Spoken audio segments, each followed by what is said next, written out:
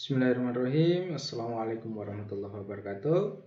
Ketemu lagi dengan saya di kesempatan kali ini. Semoga semua dalam kondisi sehat walafiat dan dimudahkan segala urusannya. Oke, di kesempatan kali ini nanti saya akan membahas mengenai pengadaan barang dan jasa. Pengadaan barang dan jasa khususnya untuk di pemerintahan. Jadi kalau untuk sekarang ini kan pengadaan barang ataupun jasa di pemerintahan itu sudah melalui yang namanya LPSE atau layanan pengadaan secara elektronik. Jadi setiap semua pengadaan baik itu penunjukan, pemilihan langsung, seleksi umum itu semua diupload di dalam sistem SPSE-nya atau sistem pengadaan secara elektronik. Jadi setiap orang, setiap calon penyedia itu bisa langsung melihat di SPSE-nya, sistemnya itu lelang apa saja yang tampil dan apakah sesuai dengan perusahaan, ya, syarat-syarat perusahaan dia. Jadi apakah mereka bisa ikut atau tidak itu bisa dilihat dari di SPSE-nya. Dan SPSE itu apa? Nanti saya juga sudah mengupload di LMS kita di Jana Learning. Di situ ada video pengayaan mengenai cara kita mengupload dokumen penawaran di SPSE. Ya, di situ. Kenapa saya menggunakan video pengayaan itu bukan dari saya? Karena saya tidak bisa masuk apabila saya tidak mempunyai username dan password. Syarat username dan password itu kita harus mendaftar juga di LPSE sehingga, dan itu juga harus berbadan hukum, misalnya perusahaan lah, gitu. Perusahaan entah itu CV, PT dan lain sebagainya. Itu syaratnya. Jadi kenapa saya lampirkan di situ video pengayaan dari tempat lain. Dan di video kali ini saya akan menjelaskan mengenai teori-teori dasar-dasarnya dari pengadaan. Sekarang pengadaan barang dan jasa yang terbaru ini sudah diatur dengan Perpres nomor 12 tahun 2021. Ini sudah beberapa revisi dari beberapa Perpres, mulai misalnya kita mengambil dari acuannya 54 tahun 2010. Terus direvisi di tahun 2012, di tahun 2018, dan yang terakhir ini adalah Perpres nomor 12 tahun 2021. Secara umum untuk pengadaan barang, secara pengertian secara umumnya ini ada 3, yaitu ada pengadaan melalui pemborongan misalnya. Ini pengadaan itu ada barang, ada jasa, atau barang dan jasa.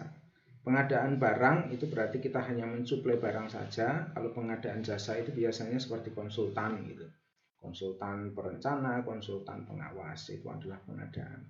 Terus ada yang menyebutnya itu adalah pemborongan. Pemborongan ini lebih ke pekerjaan yang melibatkan barang dan jasa, ya, barang dan jasa. Terus yang ketiga adalah mengenai jasa konsultansi. Kalau pengadaan itu adalah secara keseluruhannya, bisa pengadaan jasa konsultansi saja, bisa pengadaan barang saja, atau pengadaan barang dan jasa.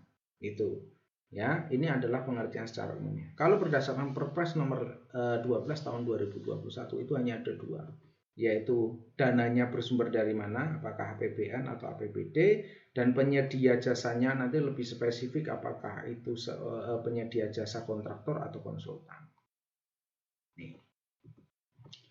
Dan berdasarkan pengertiannya berdasarkan Perpres nomor 12 tahun 2021 itu, proses pengadaan itu adalah proses mulai dari pengadaan barang dan jasa sampai mendapatkan dan menyelesaikan pekerjaan pengadaan barang ataupun jasa tersebut. Ini adalah pengertian dari pengadaan barang dan jasa di pemerintahan.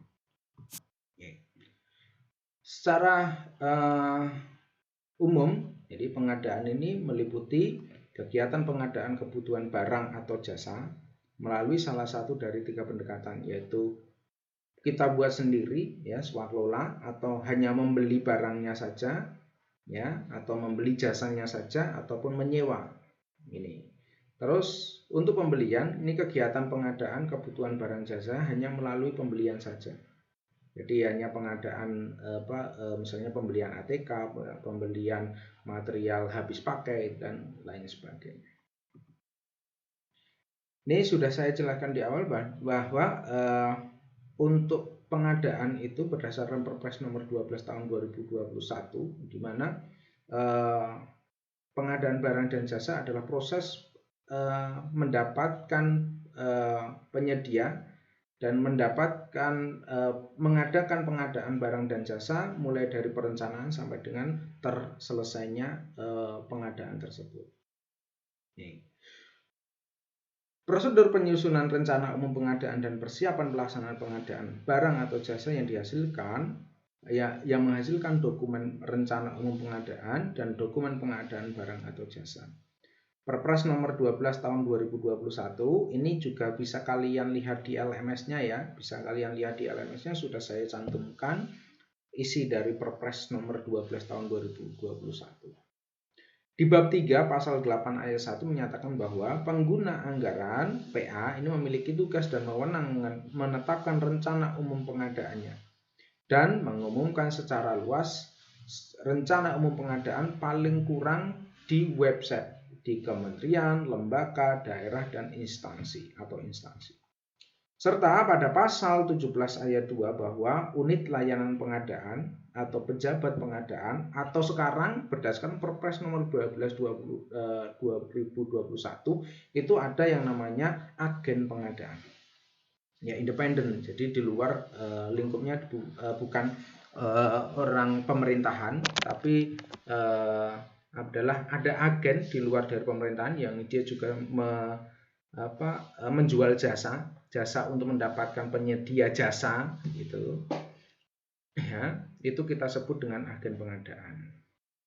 Jadi serta pasal 17 ayat 2 bahwa ULP atau pejabat pengadaan menyusun rencana pemilihan penyedia barang atau jasa dan menetapkan dokumen pengadaannya. Ini adalah sebelum kita melaunching atau mengumumkan pengadaan itu, jadi harus disusun dulu rencana pemilihannya seperti apa, terus dokumen pengadaannya bagaimana. Ya. Perpres nomor 12/21 bab 1 pasal 1 ayat 1 di mana pengertian dari pengadaan dan jasa adalah kegiatan untuk memperoleh barang atau jasa oleh kementerian, lembaga, satuan kerja perangkat daerah, institusi lainnya yang prosesnya mulai dari perencanaan kebutuhan sampai diselesaikannya seluruh kegiatan untuk memperoleh barang atau jasa. Pelaksanaan barang dan jasa atau jasa ini ada dua, melalui swakelola, jadi dikerjakan sendiri oleh instansi tersebut, ataupun dengan melalui pihak ketiga atau penyedia jasa. Kalau melalui pihak ketiga berarti harus dilakukan yang namanya proses pemilihan penyedia barang ataupun jasa. Berdasarkan untuk memperoleh atau proses pengadaan barang dan jasa, ini ada barang saja, ada pekerjaan konstruksi, ya, ada jasa konsultansi, ada jasa lainnya. Jasa lainnya ini yang bukan merupakan dari ketiga ini. Misalnya ada kegiatan-kegiatan spesifik yang itu bukan merupakan jasa konsultansi ataupun jasa konstruksi. Tata cara dan pelaksanaan pengadaan yang pertama adalah untuk barang atau konstruksi atau jasa lainnya itu melalui dari pelelangan umum, ya, pelelangan umum. Jadi diumumkan di website secara umum. Terus ada pelelangan terbatas, ini adalah pelelangan yang dilakukan secara kita sudah hanya perusahaan tertentu yang bisa masuk itu, jadi sudah melalui jalur undangan walaupun itu di floor di websitenya. Terus pemilihan langsung dan penunjukan langsung. Penunjukan langsung itu kalau sekarang juga harus di floor atau di-upload di dalam websitenya bahwa itu merupakan penunjukan langsung. Untuk konstruksi, penunjukan langsung itu adalah nilai maksimalnya 200 juta. Kalau untuk jasa konsultansi ya penunjukan langsung itu adalah sekarang maksimal 100 juta. Jadi di bawah 100 juta itu bisa langsung ditunjuk untuk konsultansi. Kalau untuk yang konstruksi di bawah 200 juta bisa langsung ditunjuk, dilakukan penunjukan. Untuk pengadaan swaklola, ini adalah swaklola oleh pengguna, ya, pengguna barang ataupun jasa saja, terus instansi swaklola oleh instansi pemerintah lain, misalnya ada pekerjaan di Cipta Karya yang itu merupakan misalnya ada jalan lingkungan kantor itu yang merupakan kewenangannya adalah kewenangan Bina Marga, itu bisa misalnya dikerjakan oleh pihak Bina Marga, tapi sistemnya adalah swaklola. Terus swaklola melalui kelompok masyarakat atau LSM, ini juga bisa, dan dari si penerima hibahnya.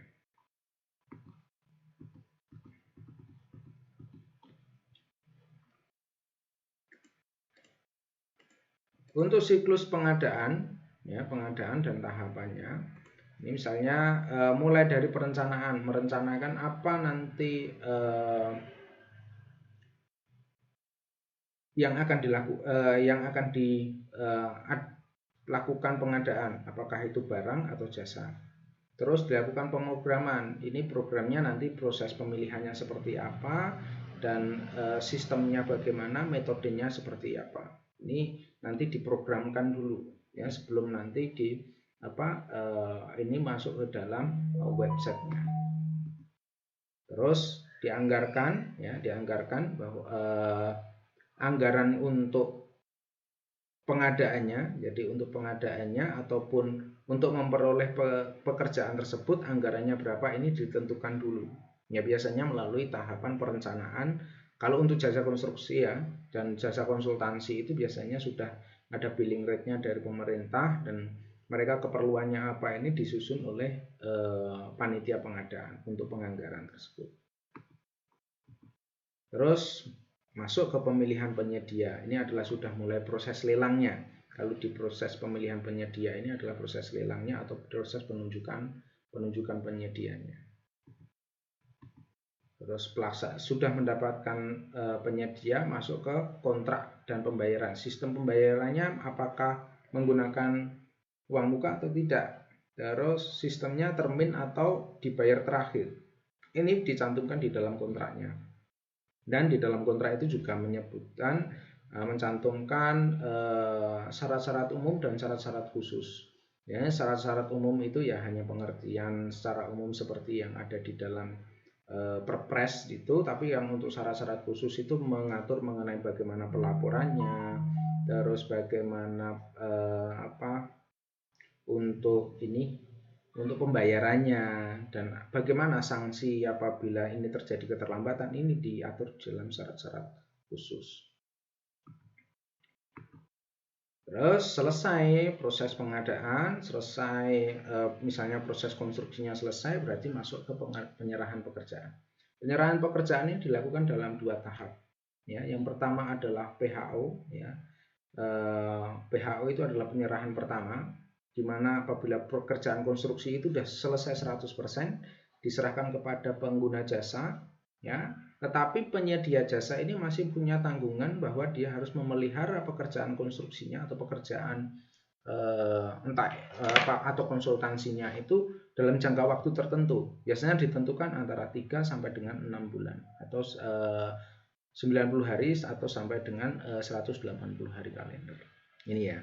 Nanti kalau sudah selesai di masa pemeliharaannya, ini dilakukan lagi penyerahan tahap kedua atau final handover, ya, penyerahan akhir.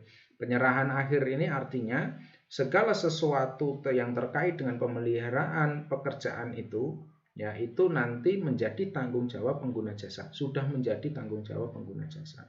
Ya, ini biasanya nanti setelah FAO kan harus ada pemeliharaan. Nah, pemeliharaan di situ kan nanti membutuhkan lagi apakah sistemnya mau diswaklola atau menggunakan penyedia jasa. Nah, ini nanti akan terjadi lagi siklus yang namanya perencanaan. Ya, perencanaan dari proses pemeliharaan atau pengembangan dari bangunan atau konstruksi yang dikerjakan tadi, yang sudah dikerjakan di sebelumnya. Ya. Ini adalah siklus pengadaan, tahapan dan proses dari pengadaan barang ataupun jasa.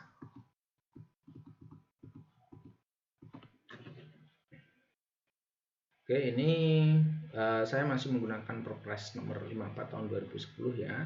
Bagaimana prosedur dan metode pemilihan seleksi bagi calon penyedia. Oke.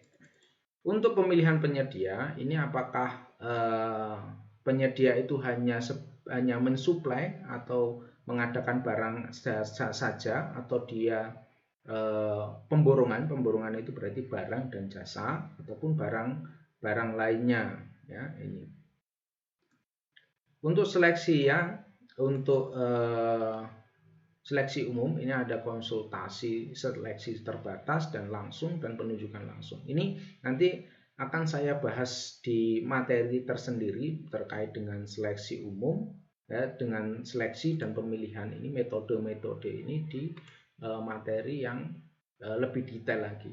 Ya, ini adalah saya berikan secara garis besarnya. Untuk pelelangan metodenya ini ada pelelangan umum dengan pasca kualifikasi dan prakualifikasi. Yang dimaksud dengan pengadaan dengan pasca kualifikasi itu adalah, jadi kita melakukan pelelangan, misalnya saya sebagai seorang penyedia jasa, saya memasukkan data kualifikasi perusahaan saya itu berbarengan dengan data penawaran saya.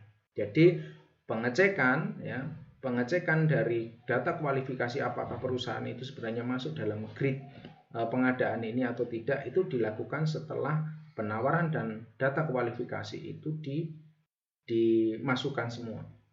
Tapi kalau untuk prakualifikasi kita harus, saya misalnya sebagai seorang penyedia jasa yang akan mengikuti lelang, saya harus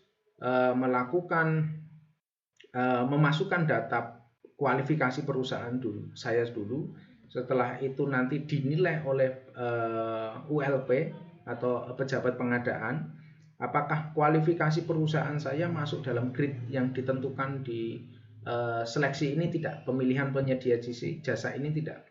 Apabila memenuhi, berarti saya bisa lanjut untuk melakukan penawaran biaya, melakukan penawaran lelang tersebut. Tapi apabila perusahaan saya tidak memenuhi kualifikasi tersebut, berarti saya sudah gugur di dalam seleksi kualifikasi tersebut. Jadi saya sudah tidak bisa memasukkan dokumen penawaran untuk pekerjaan yang dilelangkan tersebut. Ini bedanya antara pasca kualifikasi dan prakualifikasi.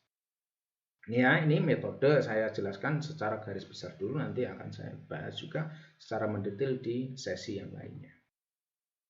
Ini ada untuk evaluasi, itu ada evaluasi secara kualitas ya. Kualitas itu berarti prosentase yang dinilai itu adalah prosentase dari teknisnya, bukan dari biayanya. Misalnya teknisnya itu nilainya adalah 80, biayanya adalah 20%. Kalau misalnya teknisnya dia unggul, dia bagus ya, sudah mendapatkan nilai 80%, terus biayanya ini ternyata dia lebih tinggi daripada dia paling tinggi. Biayanya adalah 20%, berarti dia mendapatkan di ranking, misalnya ranking terbawah, berarti dia 0 kan. Tapi kalau nilai teknisnya secara keseluruhan digabungkan antara kualitas dan biayanya itu masih unggul, walaupun dia penawaran harganya tinggi, itu bisa dimenangkan karena evaluasinya adalah evaluasi kualitas, bukan evaluasi biaya ya. Kalau evaluasi biaya berarti dia yang terendah dan dokumennya yang penting lengkap, itu bisa langsung dimenangkan. Itu adalah kualifikasi, evaluasi secara biaya. Apa itu metode 2 sampul, 2 tahap, ini ya. 2 sampul itu, jadi kita memasukkan penawaran antara dokumen kualifikasi atau dokumen teknis, ya, dokumen teknis dengan dokumen administrasi dan teknis, itu 1 sampul. terus dokumen biaya itu satu sampul, berarti 2 sampul. Gitu ya. Kalau metode 2 tahap tadi kita harus memasukkan yaitu teknisnya, administrasi dan teknisnya dulu, baru bisa memasukkan dokumen penawaran biayanya. Ini adalah ya beberapa metode untuk evaluasi dari seleksi ataupun pelelangan. Untuk tahapan persiapan pengadaan, mulai dari review dokumen pengadaan nanti yang akan digunakan atau dimasukkan di dalam ULP-nya, terus membentuk panitia pengadaan atau menunjuk agen pengadaan, ya, terus melakukan pemaketan pengadaan. Setelah melakukan pemaketan, menetapkan metode pengadaannya, apakah melalui seleksi umum, seleksi terbatas, dan lain sebagainya. Kemudian menyusun jadwal pelelangan mulai dari pengumuman sampai dengan penetapan pemenang. Ini harus disusun juga. Terus menyusun biaya pengadaannya. Ini khusus untuk pengelolaan pengadaannya ya, untuk biaya di sini. Kemudian masuk menyusun honor estimate. Jadi di dalam biaya pengadaan, di dalam penguploadan dokumen biaya ya, dokumen atau HPS ini berpacunya pada honor estimate. Di dalam penyusunan anggaran itu ada yang pertama adalah engineer estimate, yang kedua adalah honor estimate atau kita sebut dengan HPS.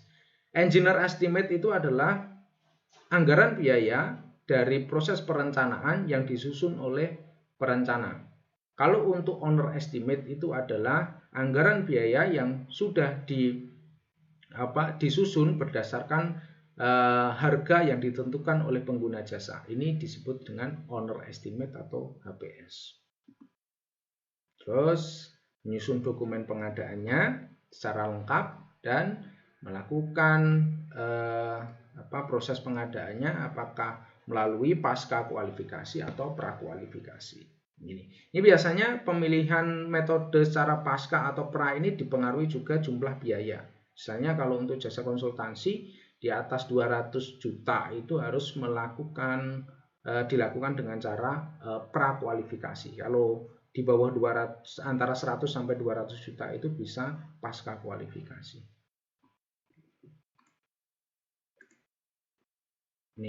Terus untuk pengadaan secara elektronik atau e-procurement adalah pengadaan yang dilakukan menggunakan teknologi informasi.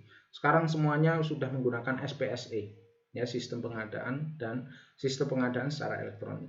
Ini bisa dilihat di pasal 131 ayat 1 dan 2. Ini para pihak yang ada dalam pengadaan barang dan jasa. Ini ada pengadaan barang dan jasa melibatkan dua pihak, yaitu pengguna jasa dan penyedia jasa. Ya, penyedia jasa adalah pihak atau orang yang melakukan pengadaan, dan yang pengguna jasa ini adalah nanti yang menerima manfaat dari pengadaan tersebut.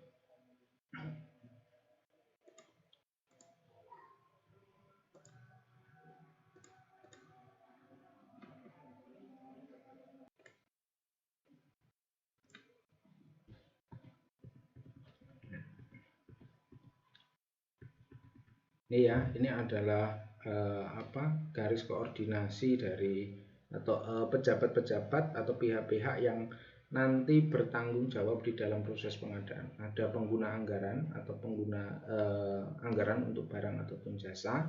Ini adalah dia nanti ada KPA atau kuasa pengguna anggaran. Ini yang nanti menugaskan ada panitia dan pejabat pengadaan. Ya. Kalau untuk proses pengadaan yang sekarang ini bisa melalui panitia pengadaan dan jasa atau ULP atau pejabat pengadaan ataupun agen pengadaan. Ini ada larangan yang tidak boleh dilaksanakan di dalam proses pengadaan, yaitu adalah yang pertama memecah beberapa paket untuk menghindari pelelangan. Biasanya ini dilakukan karena mungkin sudah akan berakhirnya tahun anggaran, itu misalnya dana baru disetujui di bulan-bulan di atas bulan 6 gitu ya, atau misalnya bulan 8 itu padahal tutup tahun atau tutup anggarannya adalah Desember.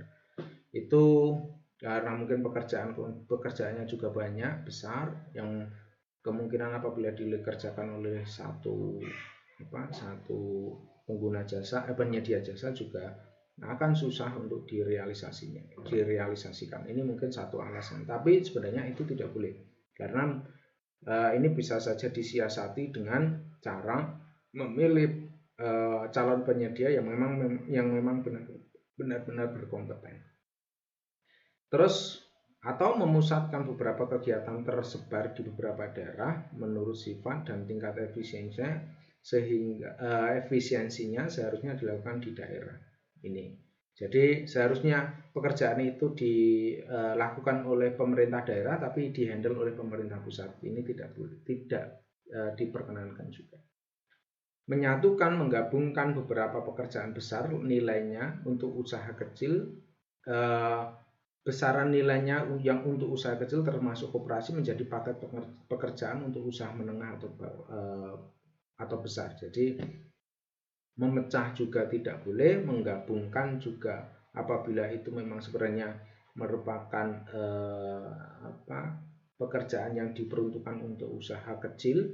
Ini juga apabila digabungkan menjadi paket besar yang tujuannya nanti adalah perusahaan-perusahaan yang menengah ke atas atau menengah besar, ini juga tidak diperkenankan. Menentukan kriteria, persyaratan atau prosedur yang diskriminatif atau pertimbangan yang tidak objektif. Jadi misalnya, ya mohon maaf ya, misalnya ada panitia pengadaan atau agen pengadaan atau pejabat pengadaan yang sudah mempunyai pandangan siapa yang nanti bisa hanya orang-orang tertentu atau perusahaan tertentu yang bisa masuk di situ dengan cara melok beberapa syarat. Ini bisa dilakukan dengan cara pengawasan ini kepada pihak yang ternyata terbukti melanggar. Ini bisa tahapannya adalah dikenai sanksi administrasi, bisa dituntut ganti rugi secara perdata ataupun dilaporkan untuk proses secara pidana.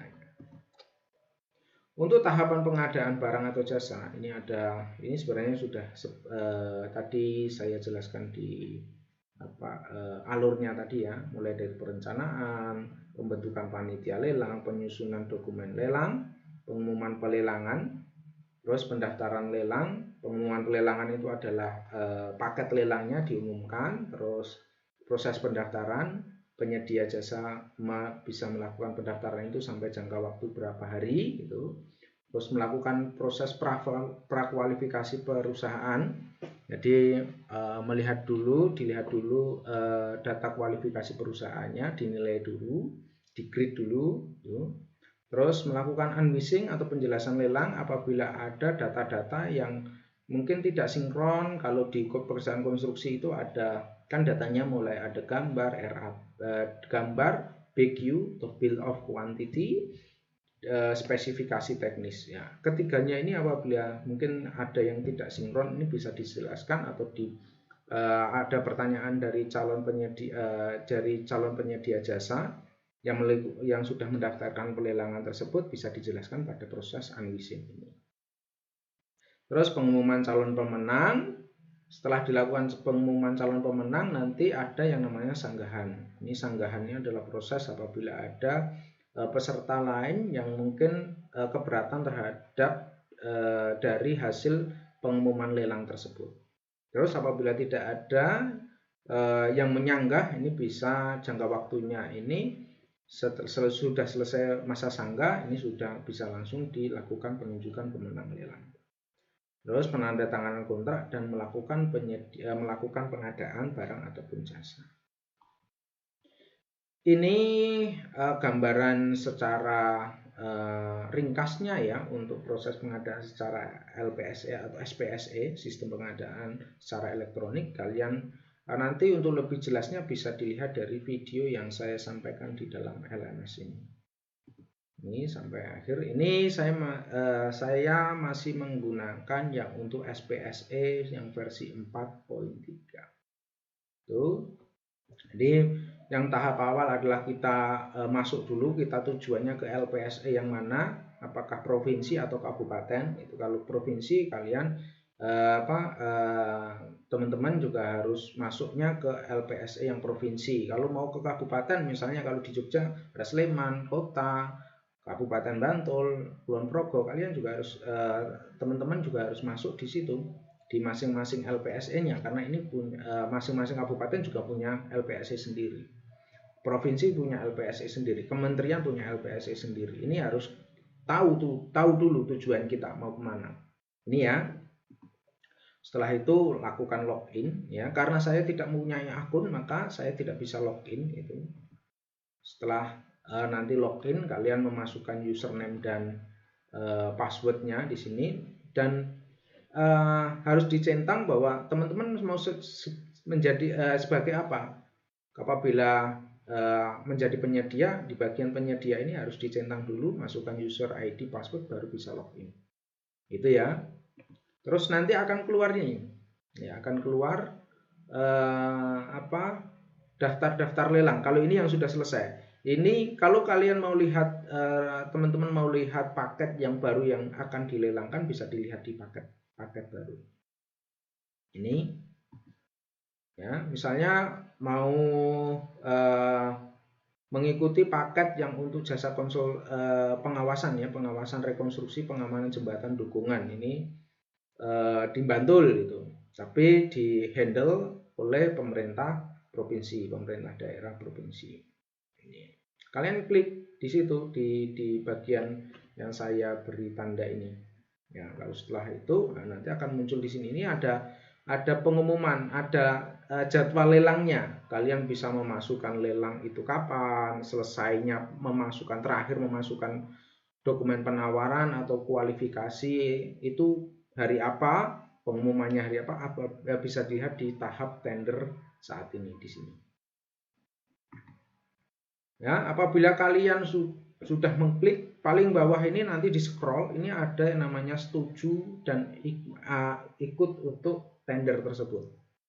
Ya, jadi apabila teman-teman sudah klik setuju, ini kalian rekan-rekan bisa masuk, bisa mengikuti pelelangan. Tapi kalau tidak setuju ya, berarti Anda teman-teman sudah mengabaikan lelang tersebut. Ini. Ya, ini untuk materi pada kesempatan kali ini yang bisa saya sampaikan. Jadi nanti untuk pengadaan ini masih ada sesi yang lain yang lebih detail. Semoga untuk materi kesempatan kali ini bisa bermanfaat dan mudah dipahami. Sebelumnya saya ucapkan terima kasih. Wassalamualaikum warahmatullahi wabarakatuh.